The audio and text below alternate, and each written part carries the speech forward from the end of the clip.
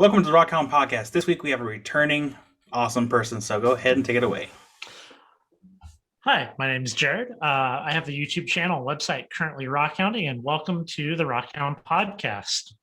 Yeah, welcome Awesome. back. Thank you so much for coming. Absolutely. It's so good to have you on again. So the question is, were your ears burning? Because it seems like we say your name at least once every podcast. It's nice. It's nice. You know, I appreciate it. Thank you. Well, that's the depth of resource that you are for our community. And so that feels good to hear. I try to put out high quality, helpful things. So And does help. you do. Yeah. Awesome. And I'm Theo Kellison. Transmitting from out here in Oregon, also known as Ozone Fine Art Ventures. And thank you guys all for tuning in today from outer space like last week, or if you're just rockhounding or driving someplace to go rockhounding in your car, leave it down in the comments. Let us know where you're tuning in from. And thanks again for tuning in. And who are you today? I'm still Mild Kyle. I haven't quite gained the ranks to Wild Kyle status. Plus, that name's already taken by one awesome individual with long hair. He's literally my polar opposite. So, yeah, that's intros. Karen, who were our shout outs from last week? First of all, we'd love to thank Caitlin for being such an awesome returning visitor from the universe. And if you haven't checked it out, go check it out. We do have a cliffhanger. She is coming back for phase 3 of the project. And so again, Caitlin Ahrens, thank you so much from NASA coming on to the podcast. First of all, we heard from Currently Rockhounding. And he cannot wait for the cliffhanger episode, actually discussing something about like flat Earth or something like that. I'm sure this video is going to get a bunch of hate. Mary Beth wants to hear about Deep Impact. Claude thought a good pairing would be Caitlin and Jesse from Rookie Rockhounding. I mean, you know, I think that if we just loaded this screen with a bunch of people, it would be super fun. We need a party podcast at some point. That would be a blast. Yeah. I'll just put just the lights. Okay, Michelle, always tuning in from Ontario. Thank you so much for your great comments. Of course, Dustin is digging it. Bob Ross style. He thought he might be the joy of rockhounding. He said that you, Kyle, were the joy of lapidary. Bob Ross style, of course. Oh, I need to get like a wig now and be Bob Ross for Halloween. Well, I think you should do a video. I don't think I can pull up the boot cut like Bob Ross, but I can try. Yeah, you could do like happy little dendrites and that sort of thing. Okay, and he's of course from Missouri. Sandmaker didn't mention his location. Of course, he was tuning in though, so he's probably on the space station considering how he gets around. Of course, Cliff Walker threw down the gauntlet and suggested that Theo no more whittles on the podcast. This is an impossibility. So, I mean, maybe in a multiverse, but not on ours. I think that he's always going to need to have his fiddle fodder. We need his undivided attention for the next podcast.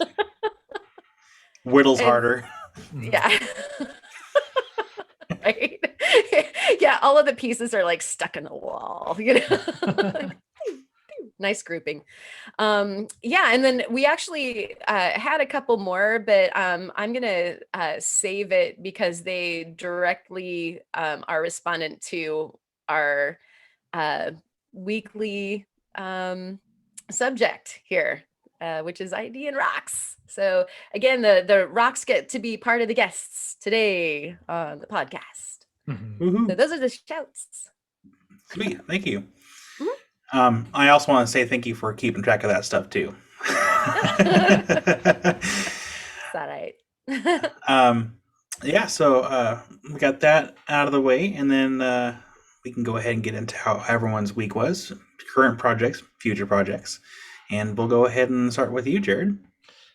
I took a little vacation away from rockhounding because you gotta step away. Sometimes we went to a beautiful fire lookout, spent the night. It was lovely. It was lovely. So that's That pretty is much so cool. Yeah, I mean, it's not the first one that we've stayed at. We've stayed at a couple, and maybe we throw some photos in here. But this one we just rented it. It was they're like $35, so very very affordable, and it's a nice getaway up on top of a mountain. Better view than a yurt, Yes. for about the same price. and it's just you, right? Like there's only ever one. So just you sitting on top of a mountain. I can see the dueling fire towers, Well, that's interesting you bring that up. I mean, that used to kind of be the case, like up and down the Cascades, and the fire lookouts were within visual sight of the next one, north and south, and they could flash Morse code to each other and send messages up and down the coast about fires. That makes so much sense. They did it anyway. Mm-hmm. I really wish I had the rights to post a clip in here from Lord of the Rings when they lit the pylons for Gondor. See I can't put it in. You saw some fire too, didn't you? Yeah, there was a complex fire in the distance, which it's like 11,000 acres or something. But I know that sounds really big, but then I think we did the math on it. That's like 4 square miles or something like that. So not quite as impressive sounding. Yeah. I mean. Wow, that's really cool. That definitely whet my appetite to check into it. And Kyle, you had said that you had been to a lookout, and that was like freakishly in the same neighborhood as the one that I had, said that I was going to check out to camp at. And so I forgot the exact elevation, but I feel like it was in the 8,000 feet, I think. It was on Drake Point, and that was the first time I've ever been to any kind of lookout. So it was really cool to actually see a 360 panorama just as far as you can see. And since it's high desert Oregon, you can see really far. Well, that was it was in Lake County above Lakeview, right? And it looked like you could see like Abert and Hart Mountain down to the Sunstones over to the other side. I mean, that seemed like it would be an incredible place to stay. Well, a couple of years ago, we were lookout attendants working at the Red Top. Red Top here in Washington, popular agate digging site. And it was hilarious because from the fire lookout, you have this amazing vantage and you could see people going and digging in the totally wrong places. Oh no, you've got the bullhorn. Be like, they're not going to find anything. And then sure enough, that you have to like walk past the fire lookout and we'd be up there working and you could see them, they're swinging their buckets because there's nothing in them. Like, hey, what'd you guys find? Yeah, if you've got some experiences with the fire lookouts and you're listening, put it in the comments. This is really interesting, especially if it's anywhere in the PNW, we might end up staying there. So definitely share. That's cool. So what have you been up to, Karen? Wow, I had a chock-a-block week and it was super good. Like dogs are getting their house training all shored up and ducklings are turning into ducks. Ochiko has stopped eating rocks, and so I don't have to do the recycled rock finding anymore. That's good. Yeah. And I got a golden ticket. I now have a card for research through a OSU. And so I can put my hands on the white papers from the Eastern Oregon digs for petrified woods and the fossil leaves. And then of course, all the marine mammal stuff for here. So I am super stoked, and that kind of is relevant for our topic today too. So nice. That's actually pretty cool. Yeah. And I dropped a video about the fossil leaves, so you can check that out. And I'm also going to have a short coming out probably tomorrow on microscopy. Yeah, the microscope thing, magnifying stuff. So how about you? What's up with you, Kyle? I spent Sunday deep cleaning my shop from top to bottom. Cleaned all the saws, cleaned all the machines, in preparation for teaching laboratory classes again. It's been several years since I've taught classes, and I thought this would be an opportune moment to start offering it again because I wanted to do this around the start, or actually right before the pandemic had started. And when it started, I'm like, well, I'm not going to do it right now because it's not safe. Well, you know, early summer things are looking a little bit better here in Oregon, and then the second variant came out, and I'm like, well, if I don't do this now, I'm going to keep procrastinating and use other things as excuses to not do it. So I said, screw it. I'll just take extra precautions, make sure everyone wears masks, and we're going to do these classes because I can't not do it. And the first class went really great. It was on Tuesday, and the artist 2B did a fantastic job. I couldn't have been any more impressed because it was a beautiful specimen of a cut and polished thunder egg, and I'll put that picture here. And it was actually really fun, and I'm looking forward to doing more classes. I'm getting a few more people asking me about classes, and as it stands right now, I'll be charging $50 per person, and with a 2-person max. Any people more than that, then my focus is kind of spread out, and people don't things get lost, and so I want to be able to keep my attention and my focus as much as possible towards whoever I'm teaching. Yeah, so that is my week as far as that happening and future projects, and I'm still having to get customer projects done. It's never ending. Yeah, me too. How much does it cost to take a class where you teach somebody how to make a gnome? Gnome class. That's going to be priceless because, Ooh. I mean, if you got money, that is one thing I won't teach as of right now is obsidian classes because it just takes too long to do. Mm-hmm. And I would love to be able to teach it more hands-on, but again, time is a huge factor because a lot of times it takes sometimes 3 to 4 times longer to work with obsidian than any other material. It's not so much the grinding process, it's the polishing process that takes the longest time because you can get the polishing wheel, find scratches, and then you have to backtrack to previous stages. But it's more than just cutting and polishing. If someone wants to make a cab, I'd be happy to teach them how to make a cab. Those are just as easy.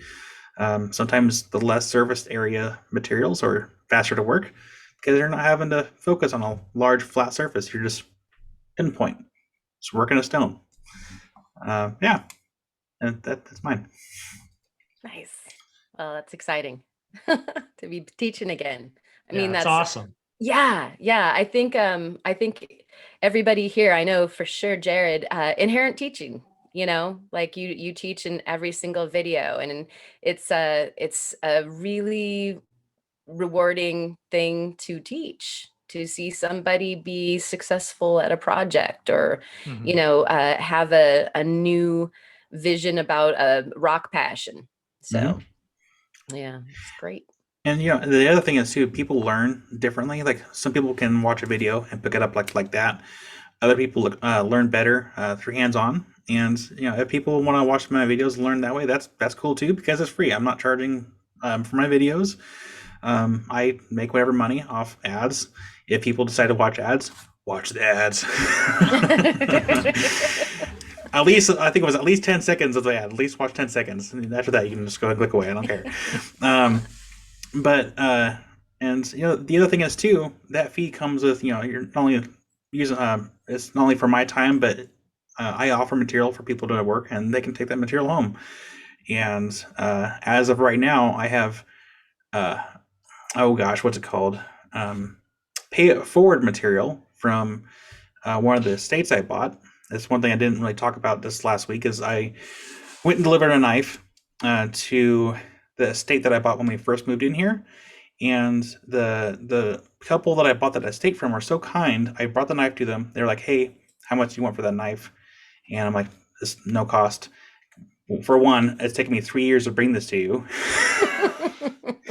I felt so bad. I'm like, I'm so sorry. I'm glad you guys still lived here because I had no idea if you guys even still lived here. There's no cars in the driveway because they park in the garage and the gates are closed. Luckily, I still had his phone number.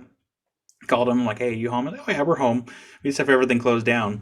And he offered to sell me what was left from that estate, which is a lot of cabs and slabs, for a very good deal. I spent like $75 on a bunch of material.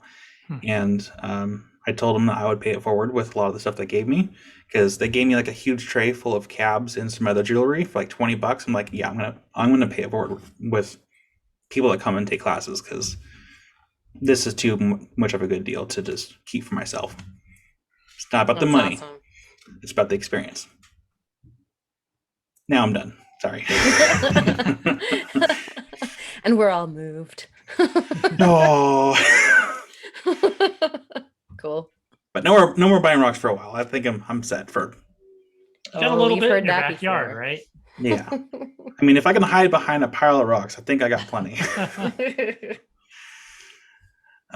So, does anyone else have any future projects they want to add on before we go into the next part? So, Jared, you want to go ahead and take it away with what we're going to be doing next? Well, we're going to be talking about rock and mineral identification. Ooh, part 2. Chapter 2. Yeah. Care to go into a little bit more detail of what we're going to be talking about? Sure. Yeah. Well, I mean, we could start by maybe talking about the importance of why, right? Like, why even do this? Because it really is kind of its own separate hobby than rockhounding. I mean, there's some overlap, right? The way I kind of see things, we have, rockhounding, rock and mineral identification, which is its own hobby, lapidary, geology, collecting is kind of in its own box too. So over the past couple of years, I've really gotten into the rock and mineral identification aspect of it, and it has opened up a whole world. I mean, to be able to see things, apply a name to it, and then appreciate it for what it actually is so different. I mean, I often think about the whole different cultures. They didn't have a word for blue, so that wasn't like really a thing that was part of their world. Like things weren't blue because there wasn't a descriptive word for it. So in the process of learning rock and mineral identification, you now have words to apply to things, which is handy when communicating with people. And kind of along with that comes mineral associations, because that's a thing that I really didn't know before. And examples of that could be like with copper mining, right? Some of the accessory minerals that would be interesting to rockhounds, other than copper ore. Not many people go rockhounding for copper ore, but like malachite, azurite, these are things that people desire in their collections. And as you learn, oh, hey, this is often found in association with copper ore bodies, you can now find your own spots. That's the thing people love to say, but they don't really tell you how you can really go about doing that. So yeah, I think it's that was a good overview. You just hit so many places where we could stick flags into and have discussions. I think the vernacular thing is really important, because people get like way high centered on like, tomato and weird things like that. Whereas we need a language where we can talk to each other and just understand, this rock has this shape or this mineral in it. And so descriptions are important. And then, like the red, white, and blue gets you to gold type thing too, like that was Pandora's box. Where do you want to start with that? Well, I mean, if I was to recommend anybody get into this, I would start with building out your library. Okay. The first stopping point on this journey into rock and mineral identification is get a book. And this is the book that I recommend everybody buy. Okay. Yeah. You're only going to find it used. Okay. And it's anywhere from $6 to $9. Now, this is the best book I have ever came across on rock and mineral identification. And I own all of them. It's the best. So as far as the photos in it are mid-range as far as quality goes, which is what you want. If anything, you want photos of kind of more low quality stuff, because that's what you're going to be finding out there. You're not finding a museum quality piece just sitting out there on the ground. So that's very unless important. You're lucky, but Yeah. probably not. And then in the back, it has some amazing charts back here, which I'll just show these real quick. But We feel cheated if we don't get to see the charts. yeah, so we have all these beautiful charts in here, and it really breaks down how these things are organized and different. We'll get into the tools here, but it allows you to take one tool, let's say maybe multiple tools, and narrow down what you could be looking at. And I guess we could talk about those tools now. But yeah, excellent book. And I'll have Kyle drop the ISBN down below. But Nice. Yeah, I think a lot of people put the cart before the horse, and you see that, I think, in mass amounts on the social interwebs, where people are like, this rock, what is it? And then you've got a bunch of people that are going by, this two-dimensional bad picture that's blurry, with somebody's like purslint on it that, and I'm going to go ahead and try to ID this for you. And so that's like a lot of people go out and they get their finds, and then they think that, there's going to be some kind of a magical app on your phone that's going to tell you what this is. And I like that you're suggesting, I know it's not as dramatic, to get a book. I got books. Look at that. I prefer the books over apps, because apps are not reliable. Even sometimes trying to find a certain picture that you're looking for on Google Images doesn't always work, like my books. Well, there is a rock and mineral identification app, and I've tested it, and it has about 10% accuracy. Ooh, So that's like bad. the opposite of human error. Like you could guess, and he'd be like right more than that. Yeah, I mean, if you look at one of those Facebook posts where somebody's like, "Here, tell me what this is," about a quarter of them will be right. A quarter of the answers that people give will be right, which that's better than an app. So, yeah. I have like several Facebook groups, and I make sure I put in the rules to include at least county location. So because some people should know that the groups I have are more centered around Oregon and Washington. So they're very location determined. But people don't post where they're from. And sometimes, especially with Washington, because there's a lot of, I feel like the minerals in Washington are more diverse, if that makes any sense. I agree. Yeah. And so having a location, I never ask for anyone's exact locations. I make sure, at least county locations, if not the town, so we can get an idea where it's from, because that's going to help the people out there from that area to help you identify it a little bit better than what you might get on Google searches or just a random, not so general located rockhounding group that might be more worldwide. So try to find more. It can be challenging in Washington more than some other states. We have so many different geological stories happening here of mountain building, uplift, volcanic basalt floods, land masses being smashed onto the west side of the state, and that, it's super complex, and we got a little bit of that going on there too. down here in Silesia. But yeah, so kind of getting into some of the tools, one of the things that people always like to get into is hardness, because that seems like a easy way of classifying rocks or ruling things in and out. And in rock identification, mineral identification, we use the Mohs scale of hardness, which it's not the most accurate, but it's the most common. There are some really advanced machines out there that nobody has that we can also test hardness with. But it's a scale going from 1 to 10.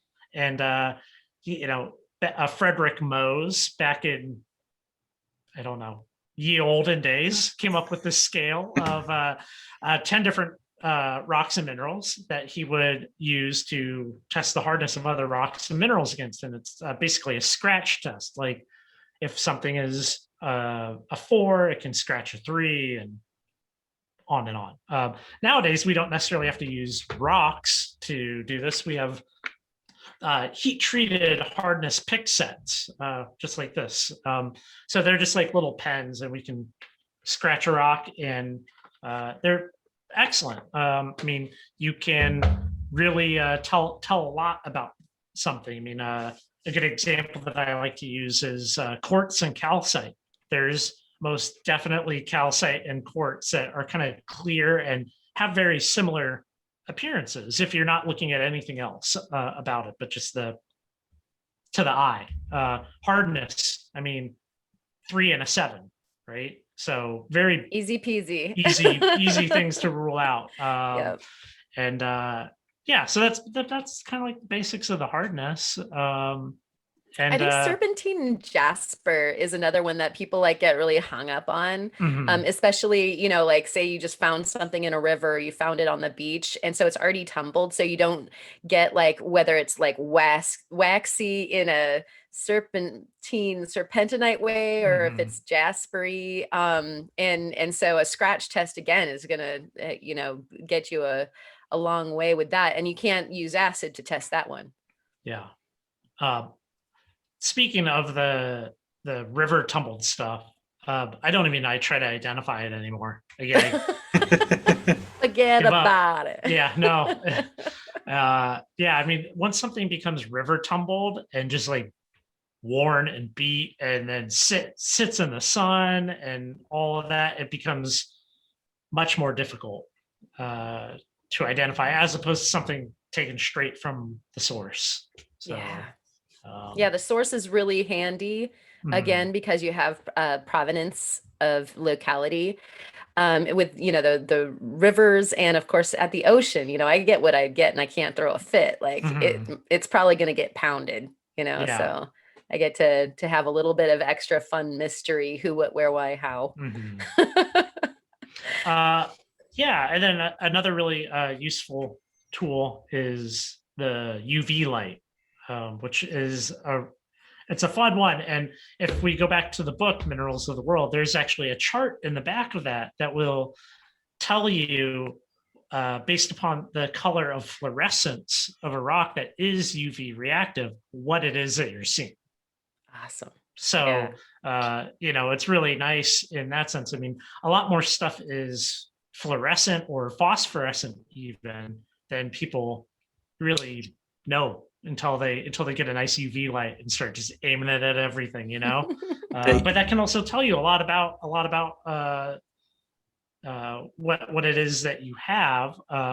And later on, when we show some of the rocks that I brought, we can show an example of that. But yeah, so there's hardness, fluorescence, luster, color, specific gravity, cleavage, fracture, all of these things. The one that I don't really, there's 2 tests that I don't really recommend people do, and that's the tenacity test, which is how is breaking a rock, like how much force is required to break a rock, which that's not a although thing it feels so good. Yeah, I don't recommend that. And then blow piping, where you basically burn a rock and try to smell the gases that come off of it, or look at the color of the flame. Don't do that. Yeah, you know. Kyle, don't huff rocks. I'll try not to. I can't make any promises. Okay. You know, I also don't really recommend color, because color can be such a subjective thing. I mean, inside light, outside light, a photo, my eyes, Karen's eyes, we're going to see very different A mantis things. shrimp. Yeah. Mm-hmm. But fracture is a great one.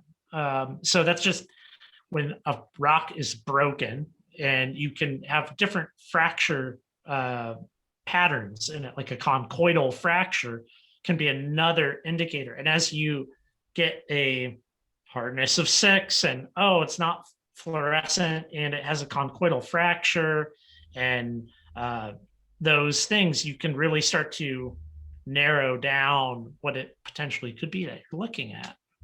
And then add a microscope and you're set. Just go, And some go buy one. acid. I do like the fizz test is actually a nice one as well. And finding, you know, porosity, like you were talking about, like gravity and that sort of thing as well, is pretty cool. So and you can't do all of these all the time. Unless it's your job. Well, yeah, but some rocks and minerals that you might find just may not be conducive to doing all of them. That maybe you can do half of them. And usually, if you know where the rock came from and you did like half of those, you can almost definitely figure out what the thing is.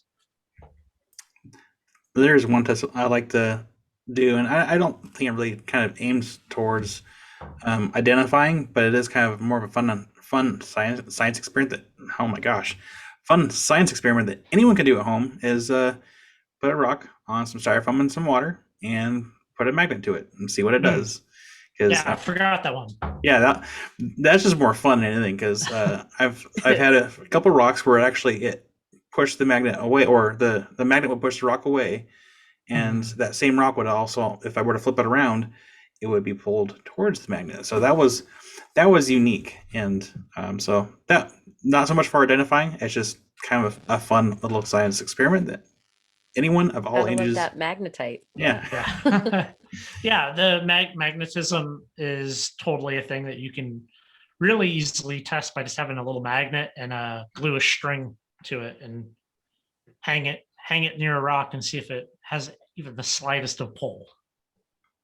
I should have tried that one too. I guess I should. The more you know. Yeah.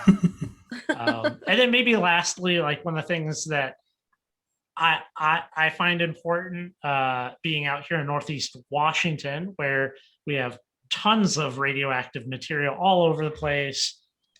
A little Geiger counter. That's always nice for finding the radioactive things. But I would say for most people, you don't need a Geiger counter. Like, very few things are radioactive, but if you live on top of it, go get one.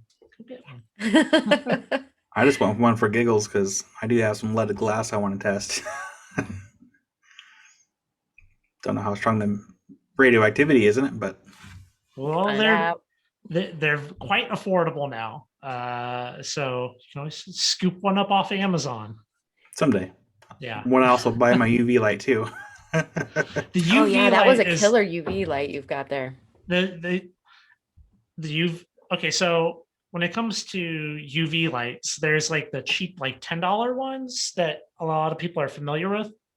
And those are in the 395 nanometer wavelength. And that makes that like very purple light. And that's the long wave of UV. And then we have a mid wave and we have a short wave.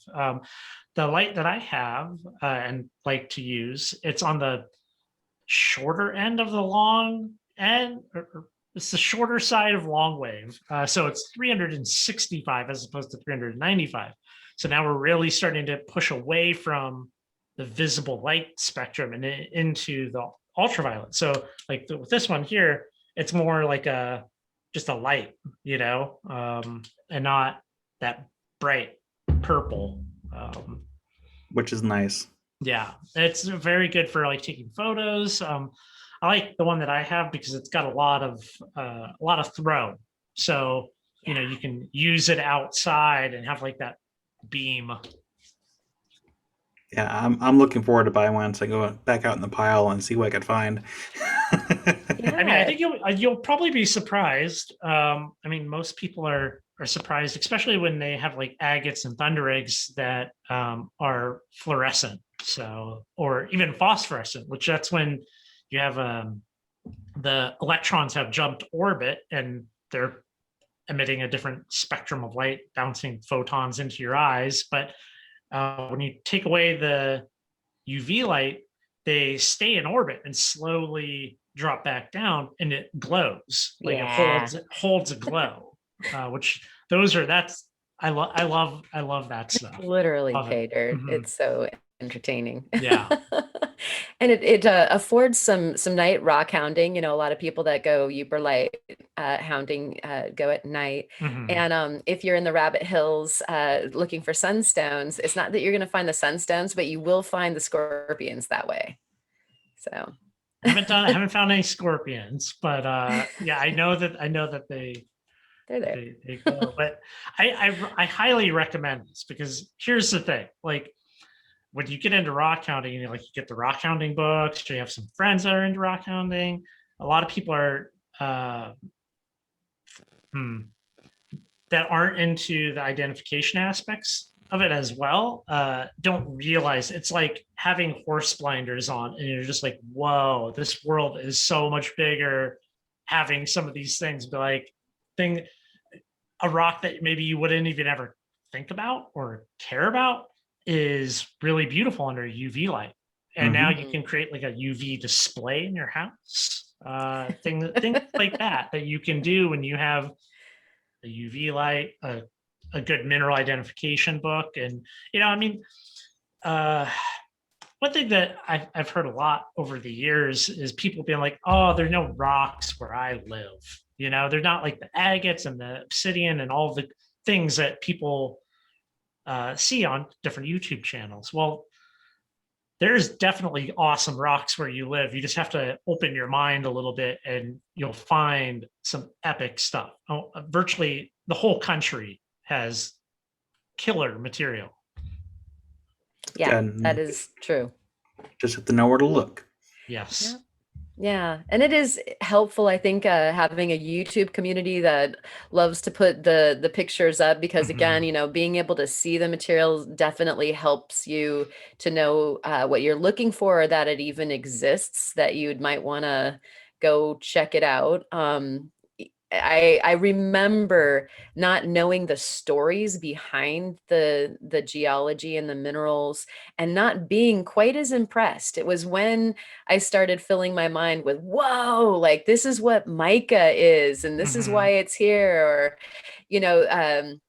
the entire the backstory really can make something that might otherwise be kind of just a rock become this incredible bonanza of a dramatic story for you. The backstory is the best part. It really is. Yeah, I mean, I have a couple of backstory rocks right here. I'm just waiting to get to them. But yeah, I mean, I think that's a critical aspect of it, is understanding what it is that you're looking at, both in what is it, like what's the name of this thing, and then why is it here? Nothing just materialized there. It's all part of a bigger geological story that you can learn about, and you take home a little piece of it. So exciting. One of the things you were going over tools, and of course, having that little scratch kit. Like, I would love to have a field version of that I can, stick in my pack. Something that really helps from the get-go is an observation tool. And, a lot of people will use a hand lens, or, a jeweler's loop. And it's so hard from the beginning. If you don't know what you're looking at, you can't know what you're looking at. And so getting close is, I think, really important from the get-go, so you don't just drop that rock and keep on moving, like being able to observe in 20x or whatever your loop is. I think I have 10 and 20, but I know they go up to like 50 and that sort of thing, and some of them have UV on them. How cool is that? And there'll be a measuring tool in some of them also, like the really fancy ones will even give you a measuring tool so you can tell how big your crystals are that are in there. And that can really be a nice resource that gets you a little bit more involved in what's interesting about your rock, instead of just standing there looking at a pudding stone going like, I don't know what's in here. Well, to touch on the magnification aspect of it, having like even just a 10x jeweler's loop, like the $6, $7 one from Amazon type thing, you can start to observe stuff that you maybe wouldn't otherwise. And it's really great because generally, in my experience, at least out here in Washington, Idaho, where we go, if you find something tiny, well, you might be able to find something big there as well. Which is that's kind of the goal, right? Like you want something big and awesome. So yeah, I mean the jeweler's loop is an excellent tool, and it can be I think a great start to observing crystal structure. You're not going to be able to get really small with those, but some bigger crystal structures is something that you can observe, and that is like such a dead giveaway for identification is the structure of what the thing is. I mean, we got to remember though, elements make up minerals and minerals make up rocks. So when you're starting to get down outside of the rock world and into the mineral world, you're kind of looking at like the individual aspects of granite, for a good example. Like that actually has crystal and grain structure that you can see with your eyeball, and it looks extra cool under a jeweler's loop. Yeah, your little phenocrysts and whatnot. And I mean that's to talk about a little bit about the backstory. I mean, granite has the killer backstory, right? Like every time you see granite, you're looking at an underground magma chamber that's cooled slowly, and then you know that. And that got shoved up somehow, or eroded out. Like that to look at a countertop and be like, well, old magma chamber that died and cooled in place. And it's in my kitchen. It's in your kitchen. It is really cool. And rhyolite being the extrusive form of that, Yeah, intrusive, extrusive. Yeah. So it's the backstory, like it all of a sudden makes some things that might be kind of slumber fodder into like, wow, mind blow, that's so cool, that thing exploded out of the earth or what have you. It's cool. Yeah. And then you were talking about observation. Close observation's important. Did you want to touch on the microscope? Yes, I do. Okay. Microscopes are amazing. And you get unfortunately, you get what you pay for in the microscope world. It's not, there's no $20 budget microscope out there that is going to make you happy. So, but for the cost of a PlayStation 5, okay, you could have yourself a beautiful microscope that will outlive the PlayStation 5. So, if you're an adult and you have kids, just return that thing and go buy a microscope. The kids will enjoy the microscope as well. Yeah. Tell them to go get some pond water or a leaf or something. Having a microscope is excellent. I have one, Karen has one. We have two very different kinds of microscopes. Maybe we could chat a little bit about that. I'm not a microscope expert, but you don't really have to be one to stick things under it. To be a hardcore user. Yeah. That's definitely what we are. Yeah. So like I'll send a photo, Kyle, of my microscope right here. It's an Amscope. It's a stereo microscope. So that means it's got two looking holes, a technical term, and it also has a camera on top, which is really great for taking photos of what I'm seeing. And mine goes from 3.5 power to 180, which is realistically most of the stuff that I look at, I'm in the 40 to 90 range, because once you start to get into higher magnifications, you start to lose definition, you lose clarity, all of those types of things. So more magnification isn't necessarily better, because it's not really, it is a magnifying tool, but it's more of a resolving tool, the microscope. Like you have a question and you're resolving what you're wanting to look at. Like, what the heck is going on in this little tiny air bubble, that you see a white thing in there and you're like, what the heck is that? That's what the microscope's for. Nice. And so your microscope is geared specifically toward dark stage and more kind of mineral magnification. Yes. I mean, you could put like probably a 10 or 11 inch rock under it, which is really nice. Hugely cool. Yeah. Yeah. So it's got a breadth of stage that's amazing. Yeah. So as opposed to the type that you have to put slides, like, or small rocks under, and then you have, like, with yours, you have your objectives are set, right? Mine are infinite, so I could go like, it's just scale between them. I could put a Barlow lens on it and do some stuff like that, but I don't have set objectives for the magnification that I observe at. I can just turn a wheel and cycle up. Yeah, so there's some really, really cool I guess feathers that go in different directions with the different tools. Like, obviously, if you've got a large sample and you need to be able to stick it under the microscope, and you've got like this great big stage that affords almost a boulder, you're good. Plus you get to just dial in the the clarity, your magnification to where you need it.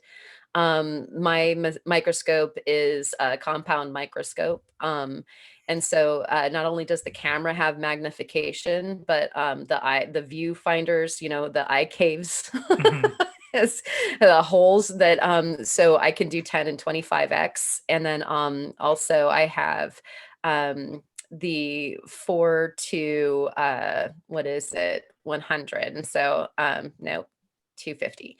And so so I have up to 1,000. And so it affords me, quite a bit of range. Do you want to see the cellular structure or the crystalline structure? Maybe you do. For me, my specific goal is to make the thin sections, is to be able to look at the crystalline structure underneath a microscope at 250 or 1,000 or what have you, especially for the petrified woods, which we get to see a little bit later, and you'll see the explanation. Like, so Jared has something that's awesome for macro micro, and I have something that's a little bit more geared towards micro, although I can dark stage it and I can backlight as well. And so just different strokes for different things, but I would love to have one like his as well, so that I can do both. I think the compound like you have is good for when you know what you already have. Like, you're not just like putting random things under it. Maybe you are. I do. Okay. But yeah, at least I just don't know any limits, though. It might not be to my advantage. I've always thought of the compound microscope as kind of being, when it comes to minerals, is you already kind of have an idea of what you're hoping to maybe see, as opposed to the type of microscope that I have, where you can just be like, random rock. Maybe I'll see something good here. What is this like little white thing? And you could certainly do that. And then we can both, with both of them, if you have the ability to attach a camera, you can get into the whole world of photography with your microscope and image stacking. There's all kinds of kinds of stuff that you can do. I mean, starting at 40x with mine, it's like the next step from the jeweler's loop, or the hand lens. And so I have no idea what it is. It could be like coprolite or something, where you're just like, I don't know yet.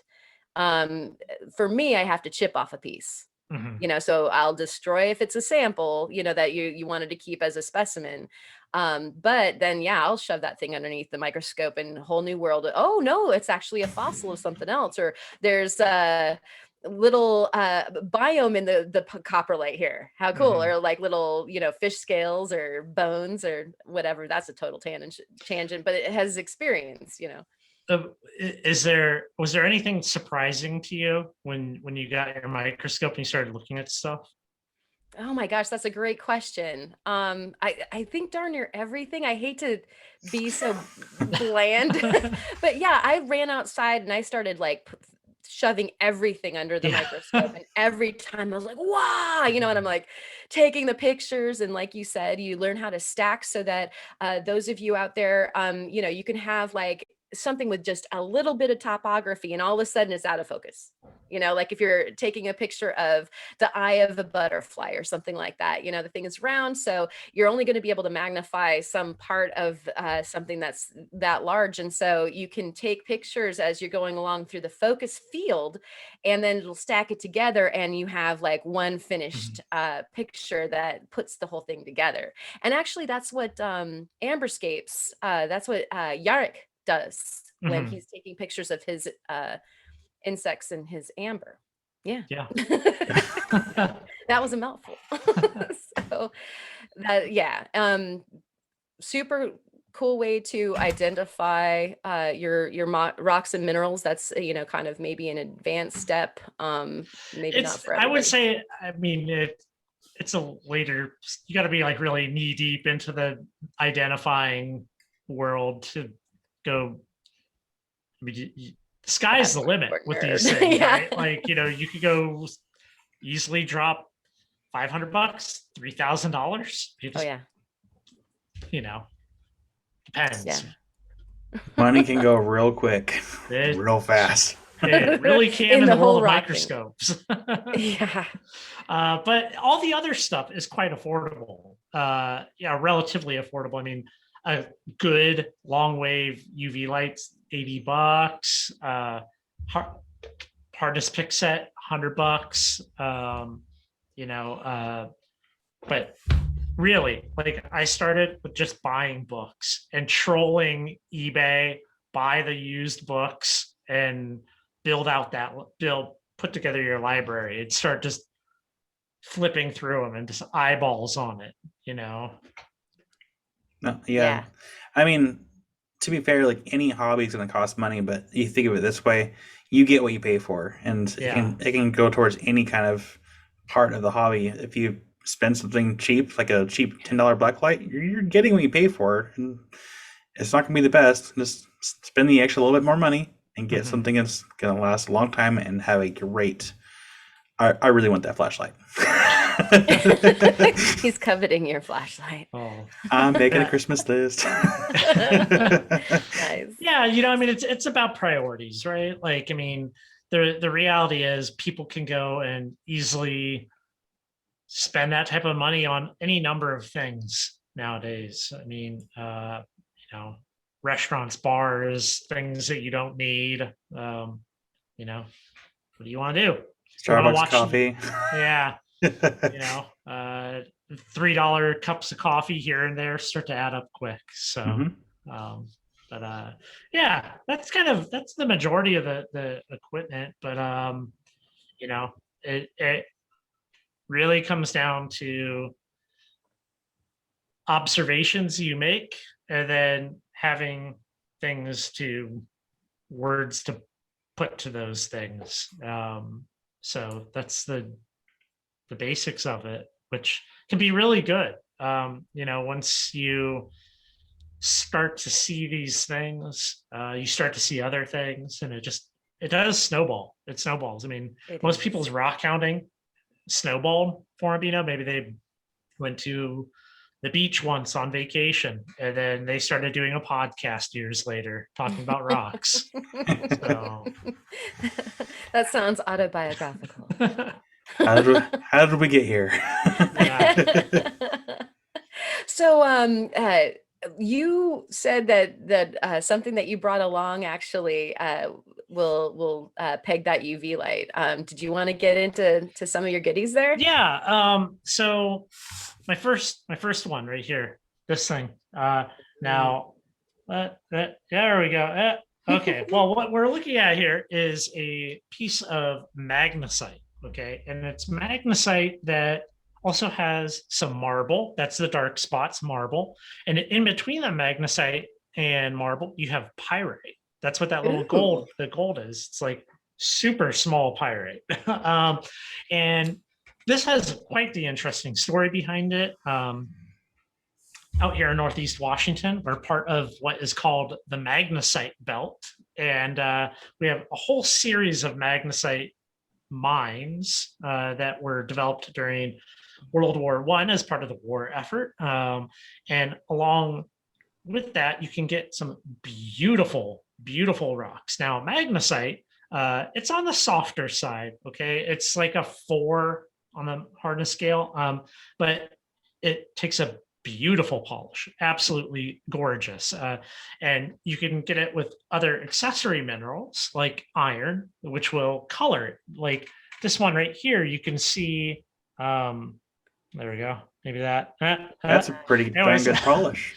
And it's a gorgeous specimen. Yeah. So we have magnesite crystal growth going through here mixed with marble, and that's kind of dyed red, right, with iron. And you can the thing with magnesite that's really cool is we can actually see the crystal structure with our eyes. So you don't even need a jeweler's loupe. You can just see the structure, which is, it's like a rhombohedral crystal structure, which is very cool. And it kind of starts to clue you in on, if you go search what that crystal structure is, you can then just see it on the outside of the rock. But one of the reasons I wanted to show this is it may not show up here on the thing, but yeah, that's not going to work. I'll send you a photo. It's really nice because it's in the calcite group.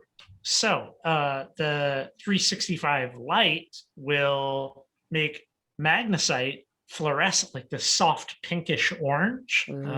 And it's a beautiful rock. So right there, just with what we have already talked about of crystal structure, location. Okay, if you know you're in the magnesite belt, if you see something that's that rhombohedral structure and you had a light, you would be able to easily tell what this thing is. And you didn't know you wanted it until just now.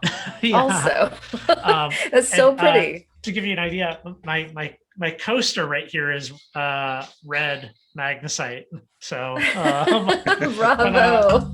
It's beautiful material. We have these massive mines out here. I have a video coming out in the coming week or two, just hiking around one of these ginormous mines, looking for different rocks and minerals and stuff out there. But it's an amazing rock to go and collect. And down below in the description box, we'll have a link. There's an excellent DNR document on the magnesite belt of Northeast Washington, which, like, you want to nerd out about magnesite? Okay. This is a thing to be reading. Okay. It's cool. Very, very informative. And yeah, that's just with those couple of things, right? We didn't do the fracture or I didn't measure how much force it took me to break it. But just those couple of things, we were able to figure out what it is. So, and that.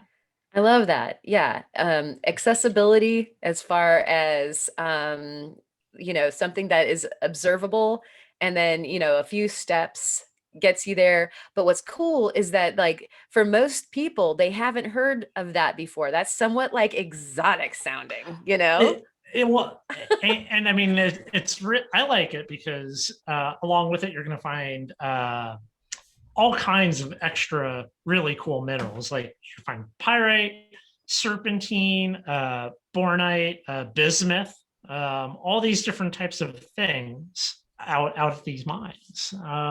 And it takes a high gloss polish, like a ridiculous high gloss polish, and it's very fast to work. So, right at that soft Mohs scale, it would be. Yeah, it's soft, but not crumbly at all. Like it's very solidified and like wants to stay together. Yeah, that's awesome. Yeah, that's really gorgeous stuff. Thank you for sharing that with us. I think we had, yeah, I don't know if anybody has noticed, but I'm not really Theo. Like he's not here tonight. I know. Reveal. Fooled me. And so he actually the Ren Fair's back on, and so we get to see chainmail at some point, which is the good news, the bad news of him not being able to be here. But he was going to share some petrified woods as his identification, and we actually tripped hard over the big log of petrified wood the last ID show that we had, which was the bugs of basalt. Or the bugs of basalt. I actually said it right this time. I reversed it again. Wow. Anyways, we had a long discussion about like the different kinds of petrified woods that happen in different locales. And I think that everybody who's traveled a bit, even around their own state, has seen that, because of mineral features, you've got different colors. Of course, you've got different kinds of wood. You guys have the ginkgo petrified forest there in Washington. Have you been there? Yes. Yeah. Is it as incredible as I hope? I'm sorry, what? Is it as incredible as I hope? Yeah. Oh, yeah. Yeah. I mean, it's a very cool place to go walk around. I mean, heck, even just going to the visitor center. I mean, there's petrified logs that are, 30 inches around and 10 feet long, just sitting there. It's amazing stuff to see. Right on. And so, did you have something, Kyle? Oh, I was gonna say, I wonder if anyone has showed up with an angle grinder to start polishing the large pieces like in place. There's a couple of pieces there that you can see that people have touched it so much that it's a little polished, but wow. Yeah. I don't know. I don't think that that's so bad as somebody taking out an angle grinder. How dare you? So actually Theo, he's got some specimens from some different states that he wanted to share with everyone. And the first one was from Wyoming, and it totally looks like garden variety petrified wood. I mean, it's like that thing that you kind of have in your mind. It looks like wood. It could be a piece of wood that you pick off the ground because it's like that kind of beige color, and yet it's got much more density than you'd expect. And therein lies the beginning of our ID, right? Like, so how do you know if you pick up a piece of wood in the forest if it's a petrified wood piece? And does anybody care for the easy answer to start off the discussion? I want to say the rings that can sometimes be seen in the piece.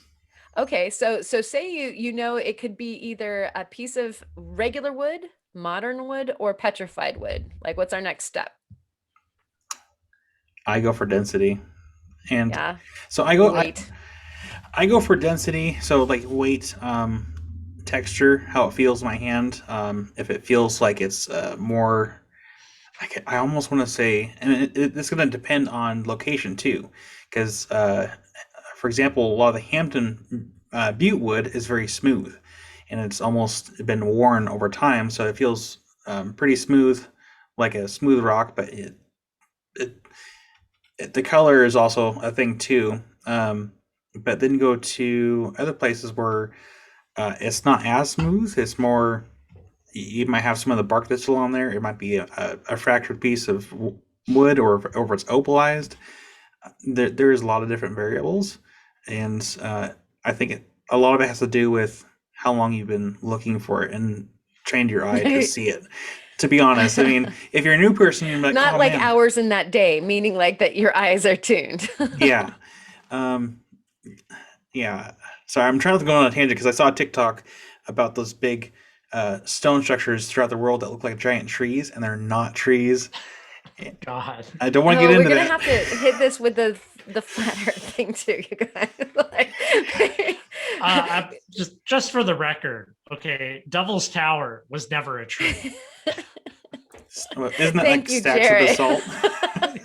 It's column or basalt, yeah. Anyways. Yeah. So an interesting point that you just brought up, Kyle, something that I've heard about as far as that, like, we weren't there, so we have theories on how come, the petrified woods are different ways in situ. I have heard that they believe that those petrified woods that are smooth actually were part of a flood situation first, where all of the bark and extra limbs and that sort of thing were worked off of the wood before they became part of the bottom of a lake or what have you, where they became petrified. Interesting. Whereas you have some more immediate situations where perhaps there was a lahar that knocked over some trees, and they're like much more graced with all of their details, and then they get covered over with a bunch of the ash and all of the things that seal very nicely in, and you get something that's a much more picture perfect rendition of the wood. So anybody else want to care for, like, you just picked it up off the floor ground, and is it a piece of petrified wood? I mean, the first thing anybody should do when they pick up a piece of petrified wood is get Karen on Zoom, and you just like, aim your phone, see what she has to say about it. I love it. A lot of people love like the sound test. So like a piece of wood won't do that. Some people do it against their teeth, like not me. Like, I can just see me coming back from the rock trip with like this big space. Don't do that. Yeah, don't do this at home, kids. So we've got a piece from let's see, his list here. Oh yeah, Montana. And that one's I believe darker. And you know what you were saying before, Jared, about like being able to identify something that's been river worn. Oh, what a push up, because a lot of the petrified woods will look a lot like rhyolite. Some of the rhyolite gets banded very tight like that. And then also some of the sedimentary rocks will have some really nice tight banding. Sandstone can do that. I mean, out here we have a river tumble gneiss, and it's kind of that stacked layers, and people get a little rounded cobble of it, and they're like, "Oh, this must be petrified driftwood because it's been sun bleached and it's kind of that pale yellow." No, it's not. But, totally off. Yeah, I mean, petrified wood used to be wood. It's got to look like what a piece of wood looked like at some point in time, right? Right. 100%. Even if it's a tiny piece, I think I started my petrified wood obsession finding just little pieces of float, and they look like just a little shard of somebody's campfire wood, but it's a rock, and that just, it's so cool because it's got that the rock permineralization, the mineral permineralization that creates the same cell structure, but it's a piece of wood. And so, yeah, if there's recognizable features, then yeah, you want to look for the rings, like Kyle said. And it doesn't want to just have lines. It can't just be, bands. They want to, it wants to look like grains. And so even having a resource, which I'll mention in a little bit, helps a lot. And so there's another one from South Dakota and another one from Florida, and they look just absolutely as different as can be. One is very dark and looks way more like a limb. And then the one from Florida, I don't even know if I would have recognized it as a piece of petrified wood. It looks a little bit more like palm or something like that. It's very hollow vesseled. And so, I might have started off thinking that it was a piece of coral or something like that. Just again, depending on where you're finding these things, location is everything. Totally. And what you associated, like, if you're finding this piece of petrified wood on the beach and it's like cream colored and it's got these huge vessels, like it just would have screamed to me like something more like coral, and I'd be dead wrong. And that actually leads me to a point that I love to make. I try not to know stuff, just as far as geology goes. I like to not know at least in the beginning, and have like a totally neutral head and observe and go from there. Like, what am I seeing? I don't need to know what this is right now. Just like clean slate, start taking mental notes of what I'm seeing so that I don't jump to the wrong conclusion. And then I'm like off on the wrong track for as long as I believe in that thing. Makes learning very difficult. If you already know something, it's totally wrong. Yeah, I want to add to that. For anyone that is helping anyone identify stuff on any social media platform, if you don't know what it is, do not answer. How do you know that you don't know if you think you know? It's one of those things where I think it's this, or it looks like that, because there are a lot of new people that are trying to figure out what stuff is, and I would prefer that with people that actually know what it is and firsthand, like, I know 100% that is this. Those people I wish would speak up a little bit more. You start to get burnt out, know, and there's way too many overly confident people on the internet. So yeah, like for example, thunder egg cores. I love thunder egg cores. I don't know what it is. Maybe it's because it's super cool that you have a thunder egg that just lost all its caps and just leaving its heart exposed. But that is like one thing I find like the coolest thing and most interesting thing ever. And so someone says, "Hey, what is this?" And I'm like, "Oh, that's a thunder egg core," and people are like, "Oh, that's not a thunder egg core, bro." I'm like, "Trust me, it is a thunder egg core, and it's a cool find." Yeah. I mean, when it comes to the online identification thing, which that's like, I think the majority of how people like first interact with the world of identification, it's terrible. Okay. It's bad. Like, a lot of these groups that people post things to certainly experience some level of like brain drain, where the people that are the most knowledgeable about that one thing it gets old. Like, how many times somebody posts whatever, and 2/3 of the comments are going to be wrong. And then you're going to have another bunch of people calling it some type of food. And then you're going to have like 5 people accurately identifying it. And it's unfortunate, but those 5 people, just how many times are you going to have to go through that and defend your position, Yep. That is a downside. Totally. So here's one, the petrified wood that you have, Kyle. This would like really, I think, throw a bunch of social media folks for a loop on identification. You want to throw that one up and tell us a little bit about that? Yeah, so the petrified wood that you guys are going to see here in a second, I'll post several pictures. Uh, as far as from what I've been told, it only comes from Sweet Home, Oregon.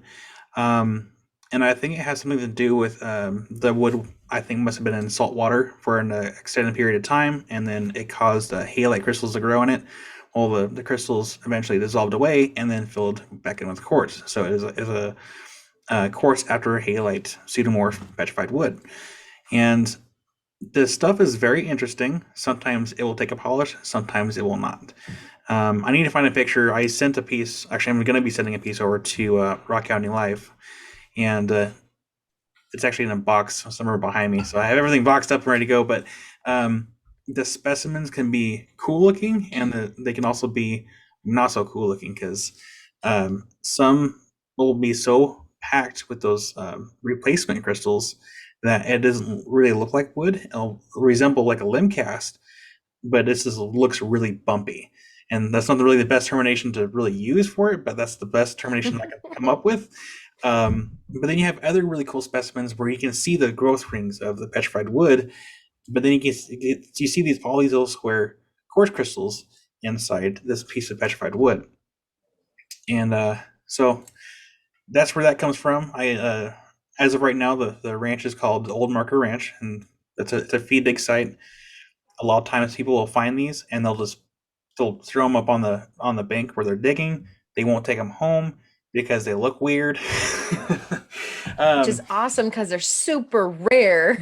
Like if you know what you're looking for. Yeah, so every time I go, I'm always finding them. I'm like, oh, I'll take that home. That's a good piece. Again, they don't always take a good polish, but they're just kind of more of a cool specimen of, hey, like this is pretty uncommon. So that's my petrified wood. Awesome. Well, basically we were trying to illustrate that if wherever you're from and there's petrified wood, it probably looks like sometimes the same as other petrified woods and sometimes completely different than any other petrified wood on the planet. And so it is a difficult identification feature. Yeah, I'm like that mystery wood that I have. Like I still don't have a good solid lead of where it comes from. I've had someone say that, hey, that probably came from Indonesia. I'm like, I don't know at this point. It's a mystery. So that actually is a great segue. I have some that Kyle sent me, and I'm starting down the road of getting the thin slices going. What I've got right now are the thin sections. I've been taking pictures of it with just the pieces that I've knocked off of the stone that I will create the slices out of, because I don't have a machine that'll slice so thin, and it does like break rather nicely. So I go ahead and do that. Find the you've got 3 directions, and so I find the direction that I want, and then I can go from there. And so he's going to throw up a slide of what I believe is a radial view. And what we're looking at, there's some arrows that are pointing to the subject, and they are vessel pits. So you've got the vessels that go like straws all the way up the inside of the tree, and they deliver all the good stuff all the way up the tree. And that's what you see when you're looking at the cross section. Are in the rings of the tree, you can see like the little straws. There's like really big ones for the summertime and really little ones at the wintertime for a lot of different species, and that's what makes like the variation between the ring to ring to ring to ring, and that's how you can see it.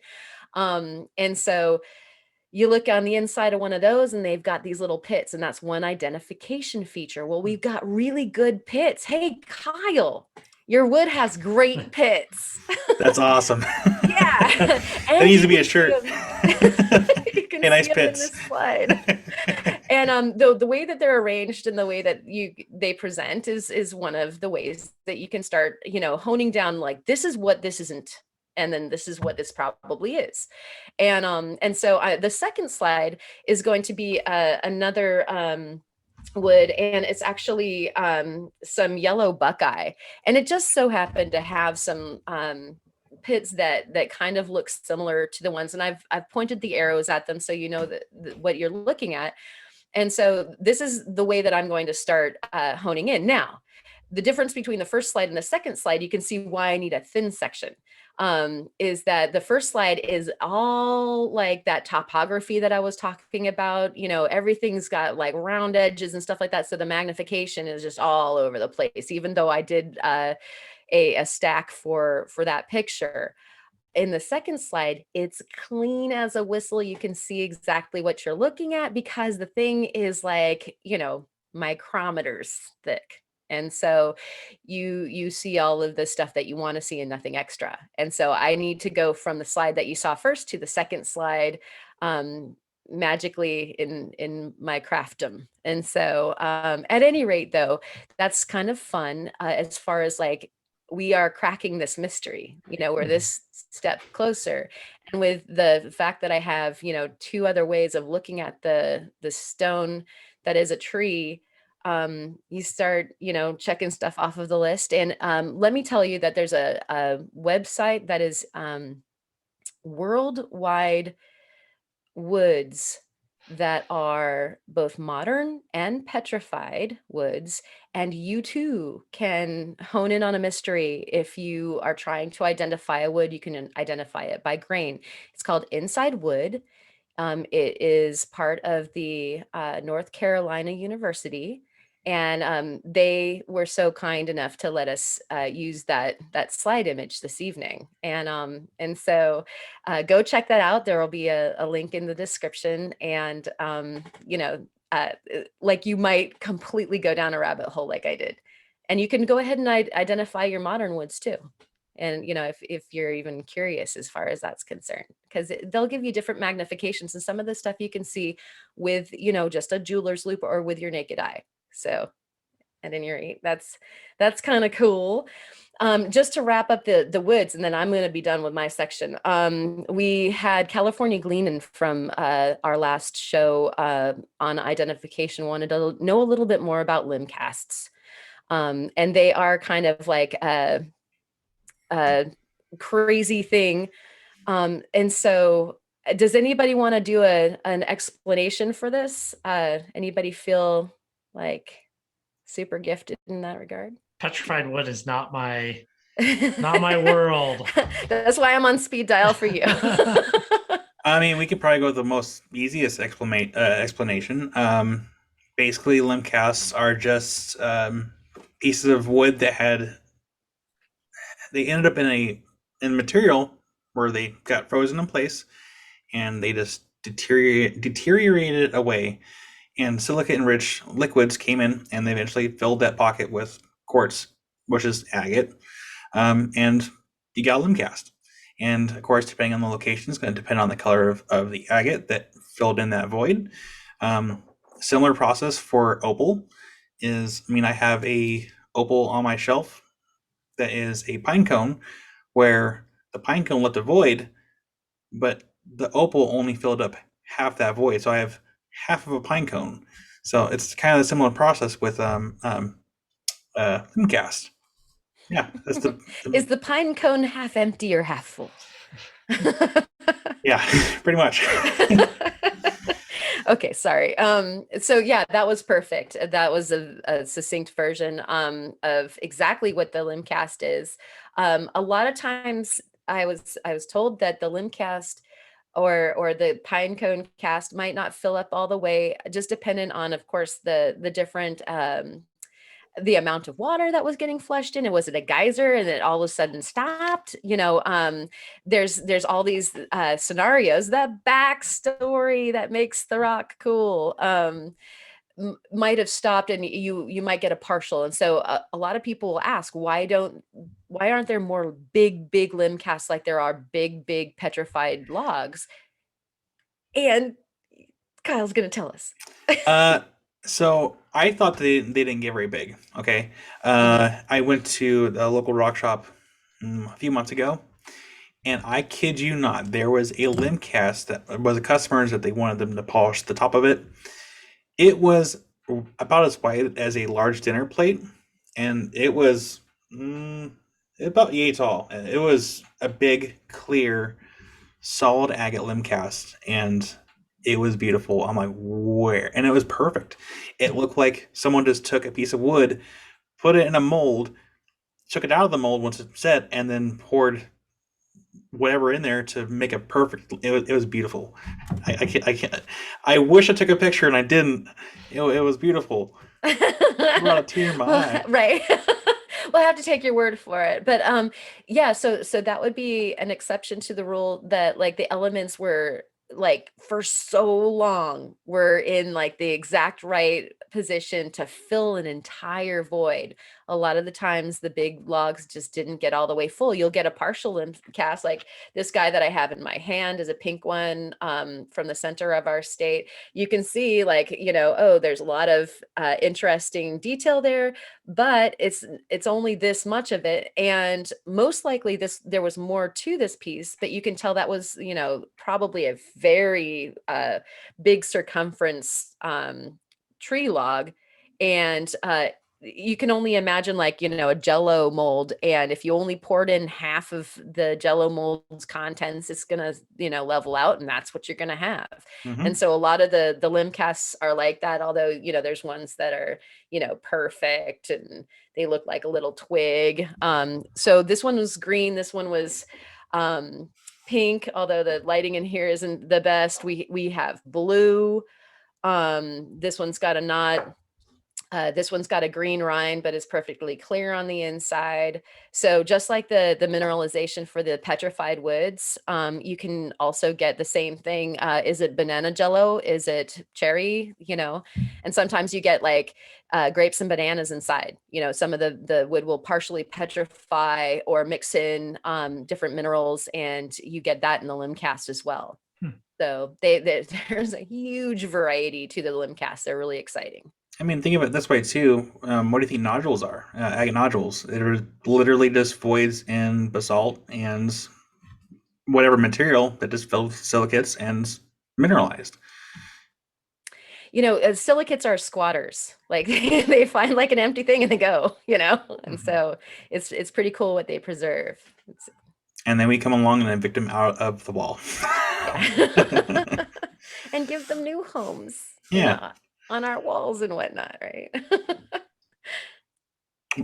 Did we go over all the woods? Yeah, that's it. And so it's on to you. Okay, I'll keep it brief.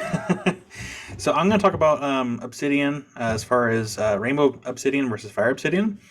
Because there's a lot of people out there that want to know, you know, how you tell the difference between rainbow and fire. Well, the biggest things I look for is the uniformity of the lines in the piece, and because it's rainbow obsidian, the best way that I can describe it is a lot like labradorite or feldspars, where it's a very directional stone, where if you look at one side, if you're looking at the top of the layers, you're going to get the colors, and it really depends on piece to piece. And I drew some examples, and I'll show pictures here later. So you have rainbow obsidian, you have rainbow slash sheen obsidian, and you have, of course, the fire obsidian. So rainbow obsidian, the layers are going to be very uniform all the way across the piece. They're not going to be all over the place, and that makes it great for carving, and that's why you see a lot of hearts. A lot of people like carve stuff out of it because the layers are very uniform. And typically, especially with rainbow obsidian, each layer is going to be one color, and that's it. You might have multiple colors like throughout the whole piece, but one color, one layer. And that's kind of the more important part of the thing. Rainbow and sheen obsidians, which we have a lot of here in Oregon. You can have silver sheen and like kind of a goldish sheen. We can also have rainbow effect in that. And sometimes they're not completely all the way through. You might have like a bar here where there's nothing in there, and you might have like a sheen here, rainbow there, sheen there, and it might be just like a weird layered effect. But same thing, they're going to be very uniform. The layers are not going to be all over the place. For fire obsidian, though, it's very unique material because a lot of the time sometimes it can be a lot like midnight lace, where the layers are just all over the place, and the layers themselves, it is a nanocrystallized magnetite layer. So you can have every color of the rainbow on one single layer. Unlike with rainbow, it's just you have one color for that one layer, and that's it. I've seen sheets of layers where it's just like it looks like you're looking at polished silver, and that's how clean the layers can be.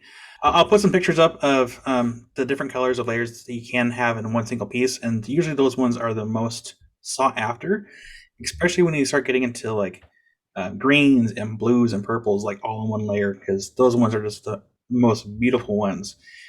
But when it comes to working the obsidian, that's where it becomes a little bit tricky, because the layers do not like to be very uniform. You can have a piece like this where you only have a partial layer here, and then it cuts off, and then it continues over on this side. You have these layers here, so if you're wanting to get to this layer, let's pretend this one. You have to flip the stone upside down and grind away all this stuff up here to get to this one layer. And even then, you have to do it like a contour piece to bring out the color of that single layer. It's frustrating. Wow. Yeah, not behaving properly. It gets better, though. You can have a single piece where every single one of these layers going this way, you don't have any fire. Then you have one layer of magnetite that cuts through every single one of those layers. And then you have to determine, is this worth working? Because you're going to have a really weird looking piece. It'll have like a layer, but then you see all these lines coming out of that layer. Because for whatever reason, when it was flowing, it cut through every single one of those layers. And again, I'll put pictures up because I have examples. You know this by your devastation of cutting that open, huh? Yeah. I mean, I have it on my shelf. It's more of an art piece because it's not a super bright layer. Actually, I have two examples. One's kind of more of a silver layer. The other one I call the sun piece because the layer is more of a yellow. But you can see that the yellow has a bunch of squiggly lines in front of it because it cut through multiple layers. Oh wow! So it depends on the piece. Sometimes it's gonna be it can look very tasteful and be just a nice shelf piece, or it just becomes I don't want to deal with that kind of piece because it's more work that gets put into it. But so yeah, fire obsidian versus rainbow obsidian. Rainbow obsidian layers are uniform. Fire obsidian not so much, and the layer thickness is also a huge difference too. Fire obsidian, the layers are super thin. If it's just a single piece with a single layer, you can see straight through that layer, and it's very easy to work past that layer and lose it forever. Whereas some rainbow obsidians, you have that same color all the way through, and you just keep grinding away, not a big deal, and polish it up and not have that stress of working through that very expensive stone. And that's my brief. Like losing the color bar in an opal or something, yeah. I mean, even with opal, like the color bar in opal is much thicker usually than the color that you get in fire obsidian. I mean, I have opals where the color bar it's pretty thick. So, I think and I did a customer piece where there was actually there was a layer just above the fire layer, and I would say that 2 sheets of paper was about the thickness I had for room to work with between that top layer and the fire layer. So it's literally sitting there with a steady hand and just touch the wheel for a couple seconds and then take it off, and just even that just lightly, because otherwise you mess it up. So fire is hard to work with. Yeah. Very time consuming, which is why I don't like to sell my stuff. The moral of the story. Yeah, and you guys might have seen in my video, like I have like the trays of like the fire obsidian. Like not all of that is like top quality, and even then, like it sits there because I don't want to mess it up. There's some really beautiful pieces in there. I'll say that much, but it's not all top notch, and I don't have really a huge stash of this stuff. So the top notch pieces I do have, I like to work myself, and then it goes on the shelf behind me to sit pretty forever. Yeah. But I sum up that's mine. Yeah. Are we ready for wisdoms? Yeah.